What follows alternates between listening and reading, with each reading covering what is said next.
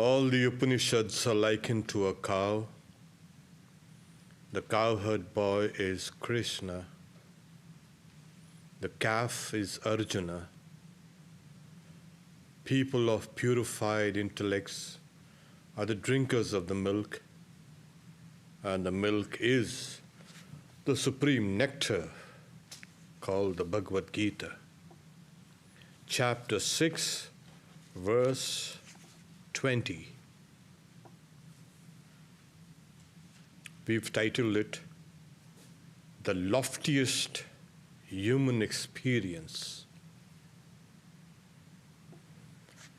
Yes, what's human experience? We know the mundane, we know the ordinary, but what the human mind seeks is something lofty, because that is the nature of the human mind. And what is the loftiest? We will discuss it today. Where, through the practice of yoga, the fully controlled mind becomes free from modifications, and where, seeing the self with the self, one remains contented in the self alone, Atman. Yatro paramate chittam niruddham yoga sevaya yatra chaiva atmanatmanam pashyan atmani tushyati. That's that supreme bliss. Completely that person is satisfied. When the mind has been withdrawn. It's like, fire that's running out of fuel, and gradually the fire dies down, bit by bit by bit by bit. Similarly, when that mind, when it has been completely withdrawn from everything, is going down to its very elements. And saying, Niruddham yoga sevaya, saying, and the mind fully controlled at that stage, and also to the practice of yoga, yoga sevaya. And it's not only, it's a mechanical, dry practice, with great love. One practices yoga with love. And that stage, one realizes oneself through oneself. Like Sri Ramakrishna says, the pure mind and the pure intelligence and the pure Atman is one. So one realizes oneself through the self and remains contented in the self alone. This is the highest state. Looked at it, we have been speaking about all the various stages leading up to this, which is called samadhis. And we had in a last class discussed some of these steps. When we come down to this particular point in a yogi's or a yogini's, you can say, practice, the mind runs out. And when it runs out, it brings along with it impressions, seeds. They are called seeds. The seeds in the mind are plenty. They are old perceptions, old knowledge.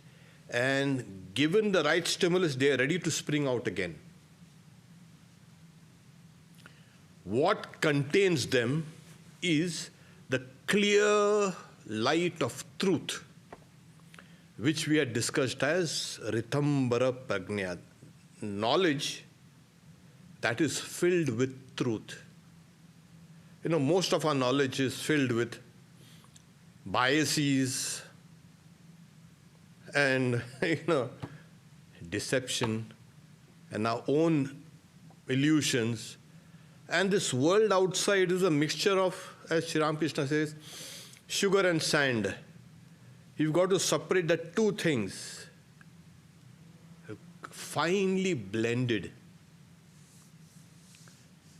So, to separate the sugar from the sand, truth from untruth, reality from the unreality, is the work that sometimes needs a lifetime. But if you have this Ritambara Prajna, you can discern quite clearly. Whatever you see, you will see it as it is. You remove all the, you can say, blinders out. You remove all the masks. You remove all the spectacles out, and you see things as they are. Now, why is this developed? Because, as we have seen, in the higher stages of yoga, where the mind has been meditating on the subtle principles of nature, then the subtle principles of the process of meditation, and when it comes to the subtle processes of meditating on the meditator.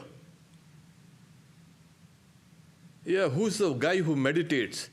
Let's meditate on him. Oh, yeah. Now I can see who you are, what you are. Ha ha. And there you need that light of truth. It's called Ritambara Prajna. Okay? We had more or less done that, and then after that, you meditate on bliss, the samadhi of bliss, where the finest aspect of nature, sattva, which is light and knowledge and joy, you meditate on that. And you're full of joy. This whole world becomes nothing but joy. People say, oh, what a miserable world, what a miserable life, and everything is so miserable and full of suffering. And that yogi will say, or yogi, what? What are you talking about?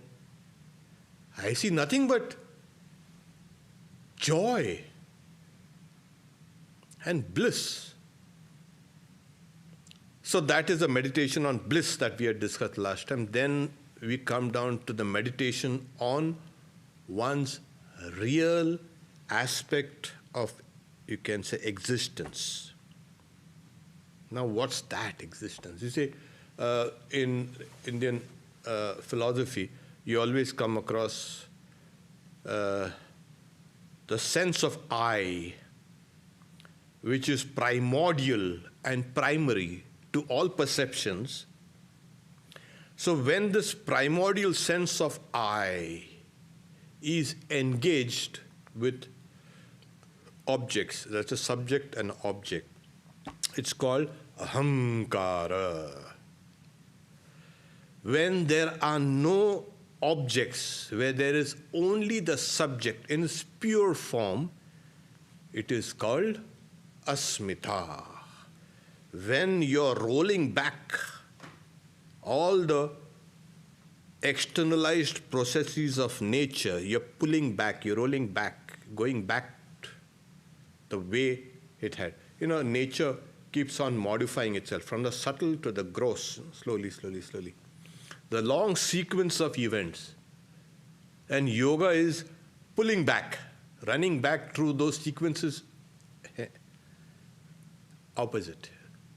Like, we see sometimes movies now, because of the digital age, you see some guy drinking water, just like that.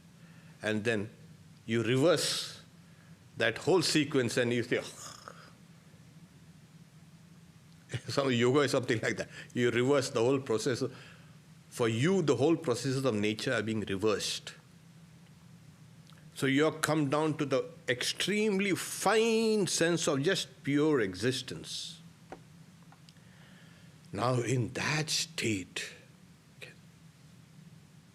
there is something called, now we have, this also is a samadhi. Sa-asmita samadhi. Sasmita samadhi. Okay. This we had discussed up till there, where consciousness is primary and bliss is secondary. After this, something is called, what is called?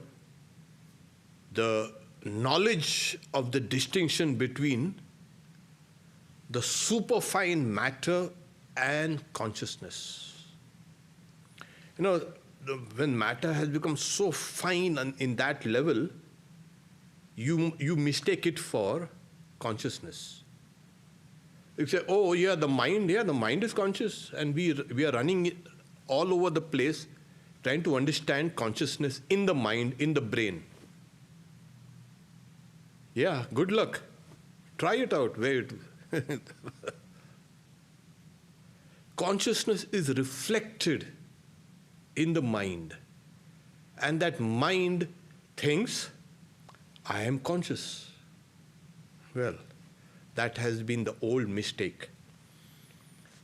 So why does it happen? It's because of a lack of discernment, of viveka. So in this stage, what you get is a clear distinction between consciousness, the Purusha, and Prakriti, nature.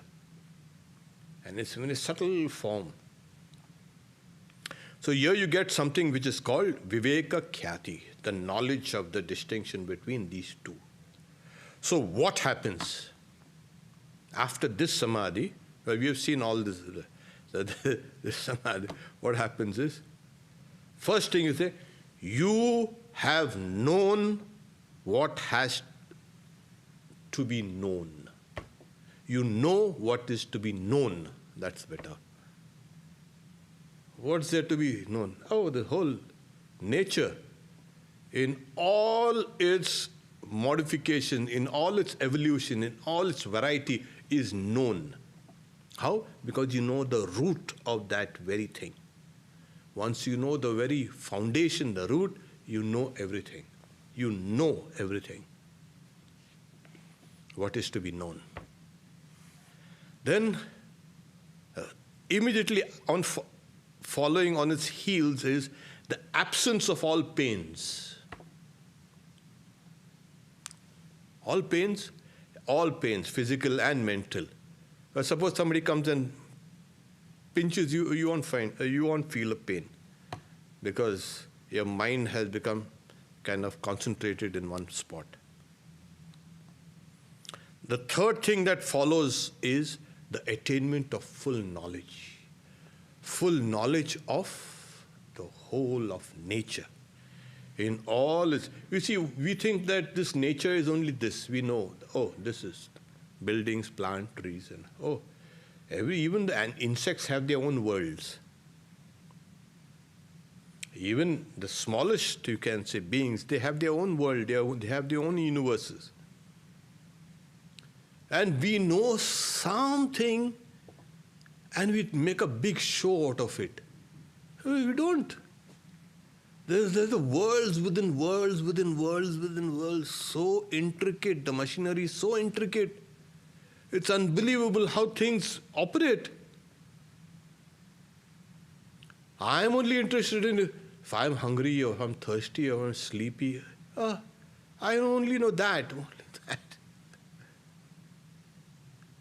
There's so much to know, and you get this knowledge, the omniscience. You attainment of full knowledge. Then what happens is the attainment, what you say is, I have no duty to anyone, to man or to, you can say, nation or to race or nothing. I have been free. I have no duties, no kartavya, as you say, nothing. I am completely free. That is. So then what is happened is that, so what do you have this? You have something called, after this is called the freedom from all, you can say, from the mind itself, the foundation of the mind. Chitta Vimukti is called. The mind becomes free. And it's like a stone, a boulder that rolls down the hill. It's not going to walk up the hill again. It's going to roll down. It rolls down and stays down. The mind now melts into its causes. What are the causes of this particular mind? The causes of this particular mind is cosmic intelligence. It's called Linga. That's the most subtlest aspect of nature. And then what is the cause of this cosmic intelligence? What we call technically is called the universal mind, or Mahat, the cosmic mind. So you've gone back to that cosmic intelligence. And that also has its cause, that it goes even higher. It's called Pradhana or Prakriti. Pradhana is the first, the primary. So that is the cause of all causes. The first cause, as Aristotle says. No? There is no cause after that. So here you have this whole thing is your mind has melted away into its causes. So your individual existence has now melted away into universal intelligence. Now you become the mind of all minds. Yes, everywhere you feel you exist. Yes, that is another huge state. And then we have something called you are established in your own self, the Atman. So these are the sevenfold highest knowledge that appears in the yogi or the yogini's mind at this point. That's the end. Wait. Don't be so hurried about it. Wait.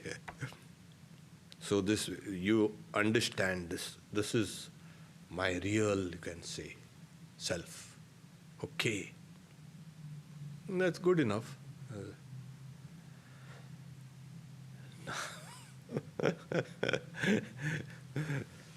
So still more to go. How much more? No, we're going to talk about the loftiest. This is lofty, of course. Okay. So Atmasthiti, that you established in yourself. So Saptada, he's saying, Pranta Bhumi, Prajna is called. The Prajna, the knowledge is sevenfold, the highest ground. That's it. So there's no knowledge higher than this. But there is still some more to go. Wait. Now, till here, what happened is, if you proceed further, you will come into what is called the Nirvikalpa Samadhi. We always Nirvikalpa Samadhi. In the Yoga Sutras, it's called Sampragnata Samadhi. So we were talking all through of the Sampragnata. Gnya is to know. Sam is completely, in a special way, completely in a special way, your knowledge comes.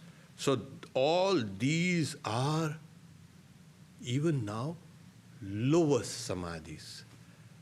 What? 2 and to 4 and to 6. 7, 8 samadhis, all lower. Yeah, then you still push yourself a little more. And when you push, you come to that nirvikalpa samadhi or asampragnata samadhi. Wow. And how do you do that? You see, what happens is, like I said, some of those old seeds, you see, last time I had given an example of, California is a semi-desert area, no? And everything comes dry and burnt and in the summer. And then the whole year we don't get anything, no rains. Suddenly we get a little rain, and then after you'll find all grass sprouting up all over the place. Where did the grass come from? Well, those seeds were there inside. So some of those seeds are not yet burnt. In this state of asampragnata samadhi, nirvikalpa samadhi, all the seeds are burnt. It's called the burnt seed stage, dagda bija. As this knowledge has become so filled with truth and it is blasting of everything, it is knowing everything, you know all the modifications of nature, whatever there are, in every form, you know. All the powers come to you of nature. Yes, all the powers come to you. And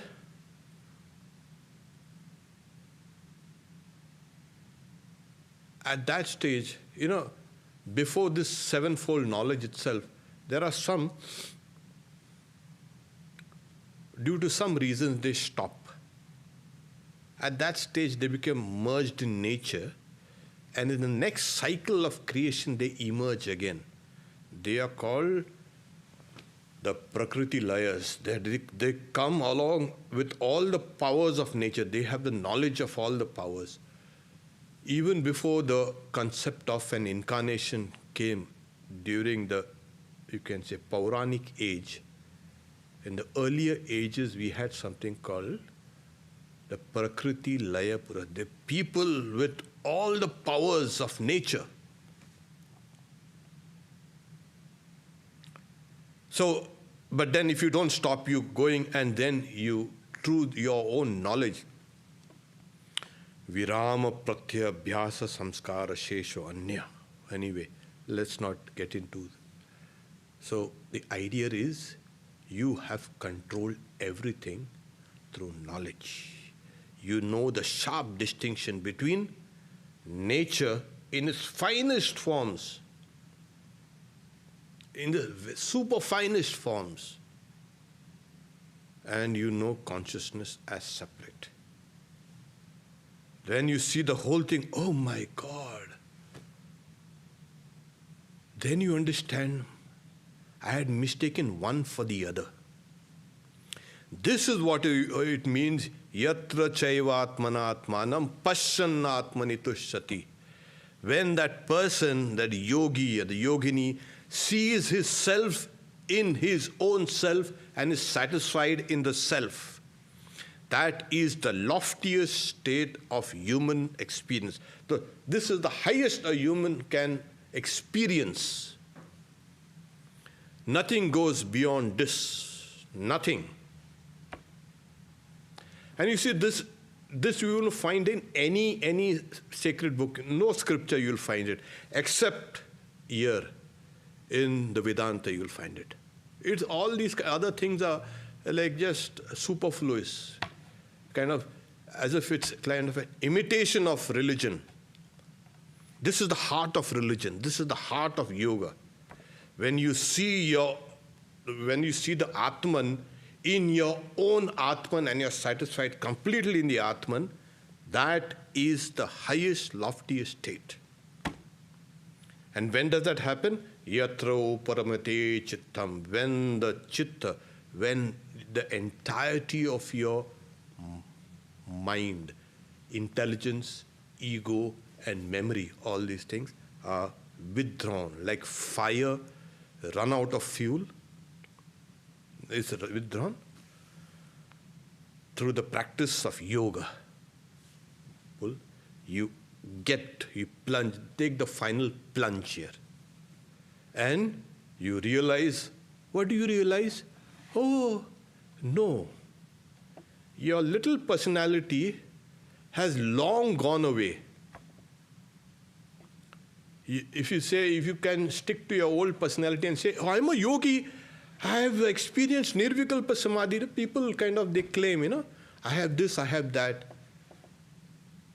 At this stage of Nirvikalpa Samadhi, it is you become the universal person.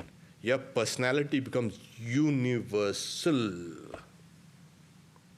What can be loftier than this? That you become the sum total of all personalities that are there in this universe. You feel an affinity from the lowest to the highest. As I say, from the blade of grass to the creator God, Brahma. Brahma, Stamba Pariyanta. So there's a long line of, you can say, manifestations of nature. Human beings, all human beings are human beings. No, wait. All human beings are there are some human beings like human beings. There are some who are not like human beings. They are more like demons. And you see? So it's not that external, you can say, configuration that say, oh, he's a human being. That guy, he can take a gun and keep on shooting people. What kind of human being is that? So it's a mind that has now changed through yoga. Now that person appears as a human being, but that person has become the universal being. So this is what actually happens. And like Sri Ramakrishna says, a salt doll goes to measure the depth of an ocean, and what happens? Well, it melts down. And that's what happens. You melt. But then that's a destruction of your individuality. Oh, your individuality. Yesterday you were like this in one way. Today you are something like this. Your individuality is constantly changing. How can you call that individuality?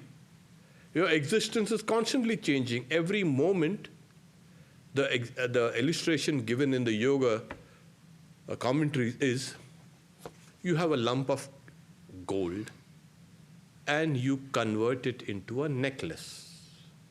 And after that, you convert that necklace into earrings. So there are transformations according to form, from one form, lump of gold, to a bracelet or a necklace, and from a necklace to earrings. If you see it, there's a sequence, a transformation according to form, according to time. And the chain or the bracelet might be thick or shiny or thin, whatever. So all these things are transformation. Nature has been in a constant state of transformation. That includes us also. Our minds are constantly changing. We are actually constantly building our minds with every perception and every old experience of us. So we are a combination of both old and new. And we make the third thing. So we are constantly molding and remolding our minds like that lump of gold. Transformation according to place, or to time, and to state. Different things. So there cannot be any individuality here. The real individuality, as Swami Vivekananda says, can only be in the universal. When you become the universal, then you are really an individual. And the yogi understands this. Okay. The next verse is a continuation, a kind of more like an elaboration of this.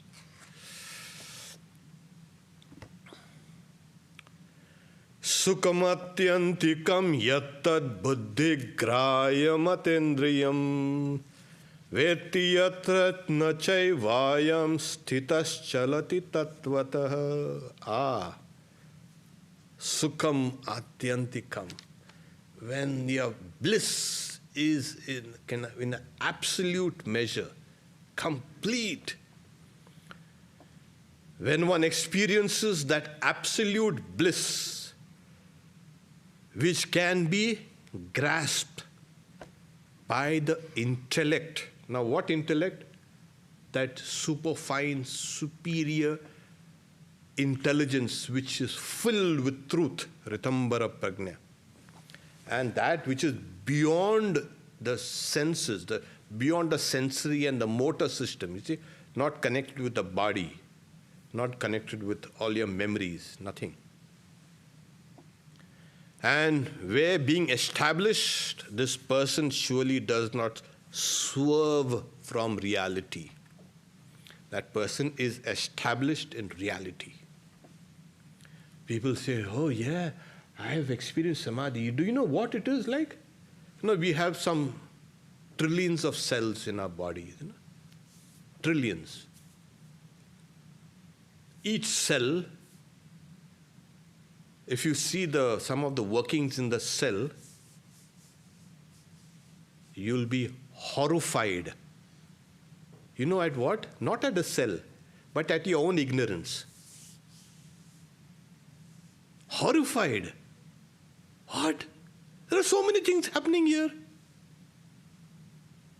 Hundreds of chemical reactions are taking place, and all done so intelligently. You are not even aware of it. Oh, they might say, who's this guy poking his nose here in our affairs? So, in those trillions of cells, each cell is there like that.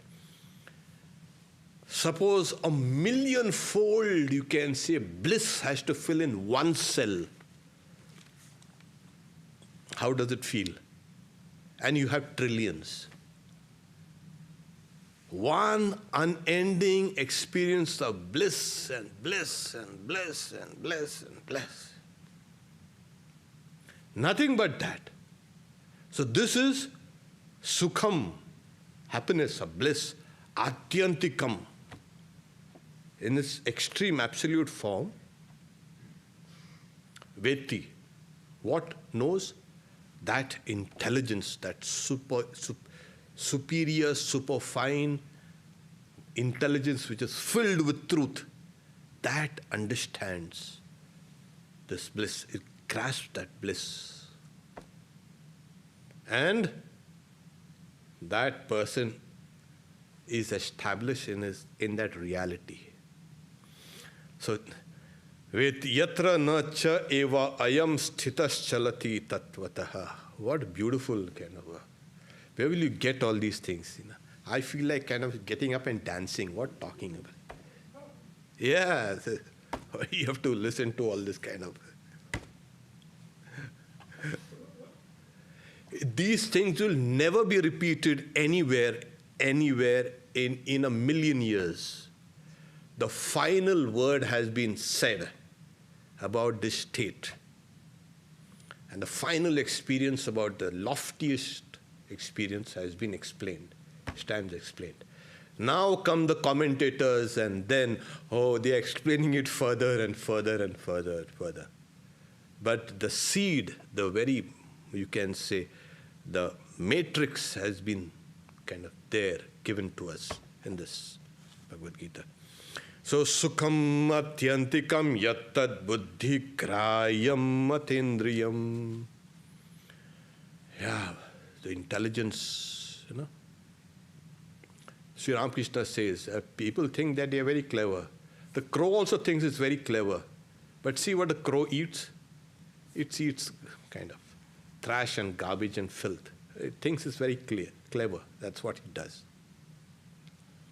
And all through it has been said, that is intelligence by which you can know God.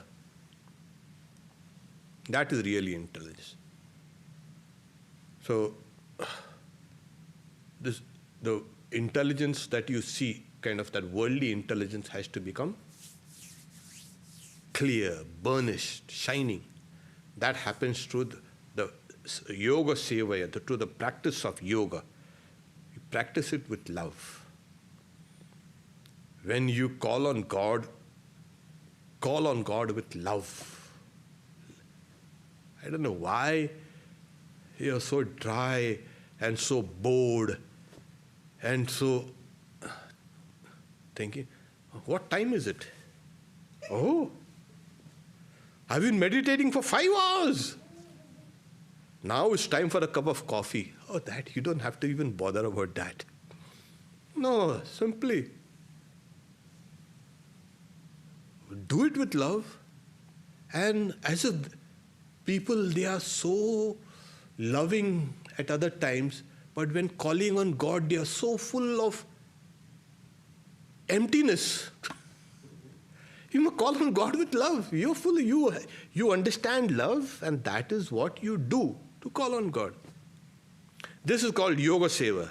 You call on God for 2 minutes, or 5 minutes, or even 1 minute, but call on God with love. When you do that, you have the potential of becoming a great yogi and experiencing the loftiest stage of human experience. So this is how we go slowly and slowly and slowly and slowly. So all the things that we feel, oh, these are very difficult things. It is difficult, but the heart of yoga itself is based on love. Love for yourself, your real self. Love for the reality. And if you have that, then you will try to seek it. Sri Ramakrishna gives an example of a thief who knows there's a bag of gold in the next room. Do you think that guy is going to be able to sleep? No. And if you know that there is that Atman of infinite bliss, you think you will be able to keep quiet? You should be doing up and doing meditation. We don't know yet. We have heard, like Sri Ramakrishna said, there are some who have heard of milk. There are some who have seen milk. And there are some who have heard, seen, and drunk milk, and they have become fortified with it. These are the yogis. And then we have heard, yes, we have heard, yes, there is Atman. And there are hundreds of stories in the scriptures where they say, we have heard this Atman. Where is this Atman? Narada, he gave a long discourse on devotion. He himself went crying to one sage. He's saying, I've heard that the knower of this Atman crosses over all sorrow. Tarati shokam atmavid. Oh, please, revered sir. He goes to Sanat Kumara, the sage. Show me the way beyond sorrow. So what do you know? Tell me what you know. And he gave a long list of things he knew. The 64 types of knowledges.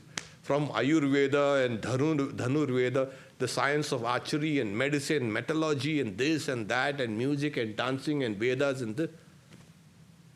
Saying, but my heart is still sorrowful. So the sage then teaches him the knowledge of the Atman. And so Narada, he crosses over and becomes a knower of the Atman, the self. So that's why he said, Tarati Shokam Atmavid. The person who knows the Atman crosses over also. As long as we are in this world of duality or the multiplicity, nature will try to delude you. Come away, come away. You're meditating. Oh, meditating? Why you have to meditate? Look at this person closing the eyes and doing nothing, mumbling and muttering something, wasting time. See? Nature will bring out all these kind of obstructions. Come away. A phone rings. Oh, very important phone. And then you meditate. And another text message comes in again. Nature will try to keep you away from this meditation business, from this loving yourself, God. And you have to pull yourself back once again, over and over and again. But when you come to these stages, then you have become free. Nature will no longer, nature will become your slave. You will be the master. Right now it's exactly opposite. Nature is the master and we are the slaves. Then it will come the time when we are the master and nature, the whole of nature becomes a slave. Yes, those powers there are tremendous. Some of these powers which are called the Ashtasiddhis, the eightfold yogic powers. We don't need to enumerate it. We'll do it as and when the necessity of explaining those things will come. So there, and what you get? Bliss and bliss and bliss and bliss. Sukham matyantikam yattat. So all through, the Bhagavad-Gita is trying in various ways to ask you to get back to your source. Come back. The first time Swami Vivekananda, he went to see Sri Ramakrishna in Dakshineshwar. What happened was, he sang that song, Mono chalo nijo niketoni. Oh my mind, let us go back to your own abode. Why do you travel about in this foreign land in strange attires? This, and Sri Ramakrishna goes into Samadhi. Swamiji, he had that depth and that voice and that, he goes into. So it's like this, a mind is now rushing about in this foreign land in strange disguises and attires. We need to come back to your own abode and come back. Go back to your source. Because outside you are like a beggar, begging from nature. Give me this, give me this, give me this, give me this.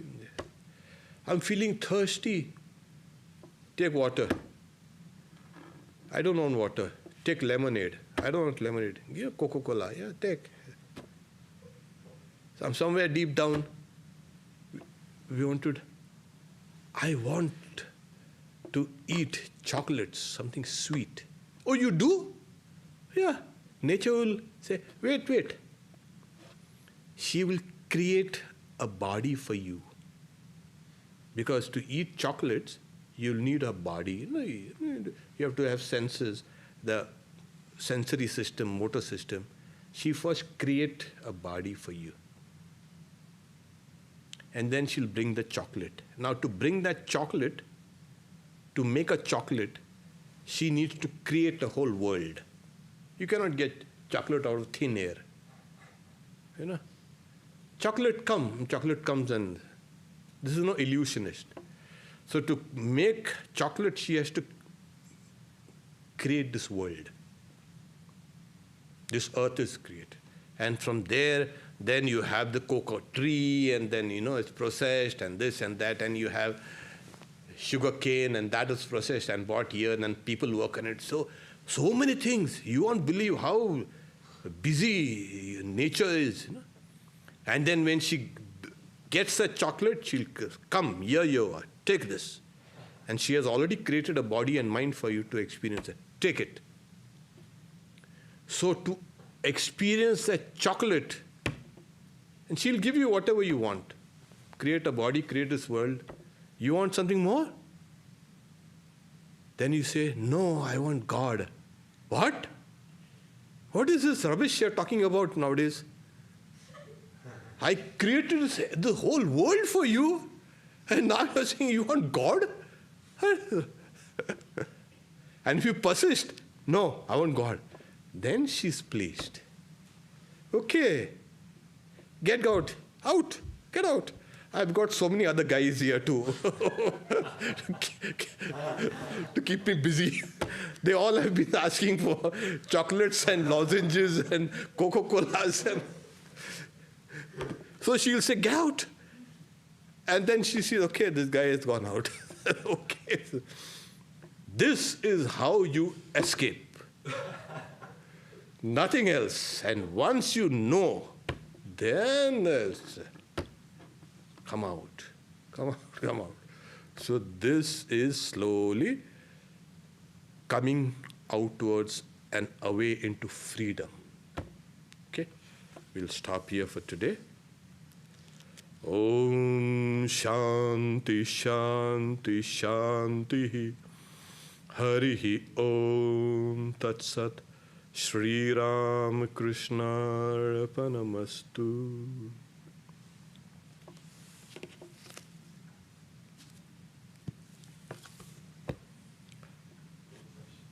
I'll see you all next Thursday, Bhagavad-Gita at 7:30 local time, our local time, yeah.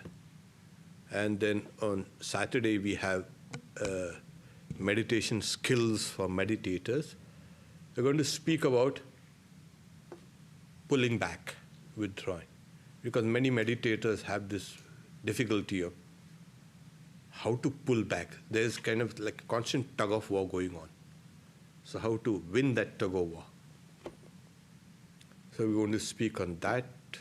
Sunday will be the Upanishads Secret Knowledge by Swami Satyamayananda, 11 a.m. The meditation is at 10 a.m. Om Shanti Shanti Shanti.